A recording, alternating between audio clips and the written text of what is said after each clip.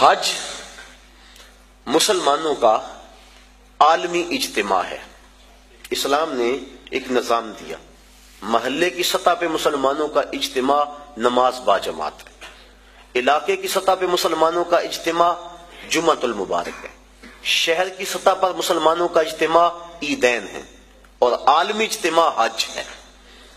یہ ترتیب ہے اسلامی نظم کی اور اسلامی اجتماعیت کی۔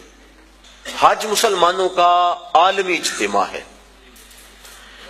اور عرفات کی حاضری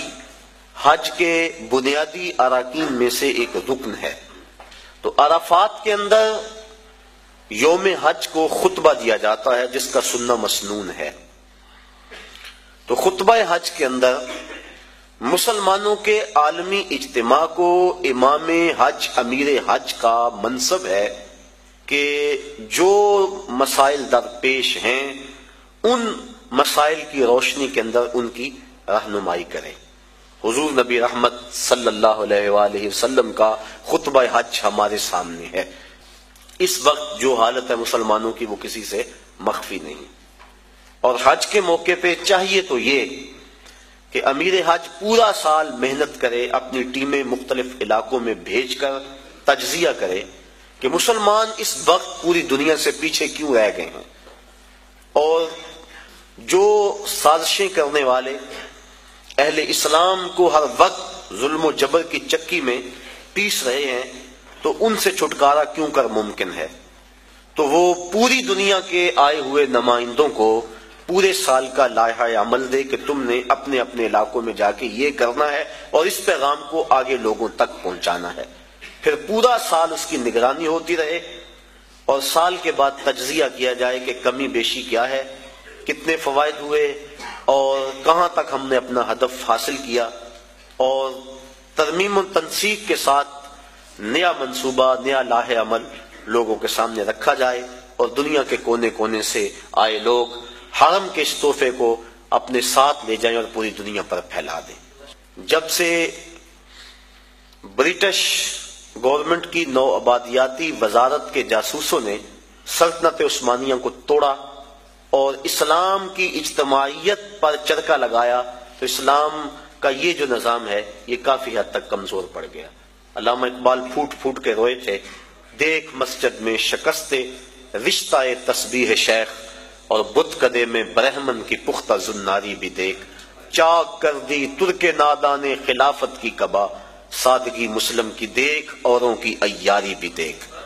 یہ ایک الگ دکھڑا ہے، الگ کہانی ہے کہ مسٹر ہیمفر کس طرح یہاں داخل ہوا اور کس طرح سلطنت عثمانیہ کو توڑنے کے لیے اس نے کن کن لوگوں کو خریدا، کیا کیا ہوا، اور پیچھے کون کون سے جبہ و دستار والے لوگ تھے، اور پھر خلافت کی رہی صحیح جو ساکھ موجود تھی وہ ساکھ بھی ختم کر دی گئی۔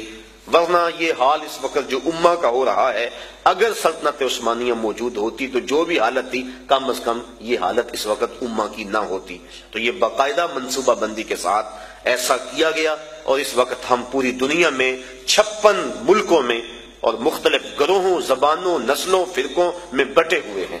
اور ہماری طاقت یکجا نہیں ہو پا رہی، اور اتنی کثرت کے باوجود ہمیں ویٹو کا حق بھی حاصل نہیں، اور دنیا میں جس قار مذلت میں ہم گرے ہیں العیاذ باللہ، اسی کشتی کو ہے خوف تلاطم صد حیف منہ موڑ دیے تھے جس نے بڑھتے ہوئے طوفانوں کے۔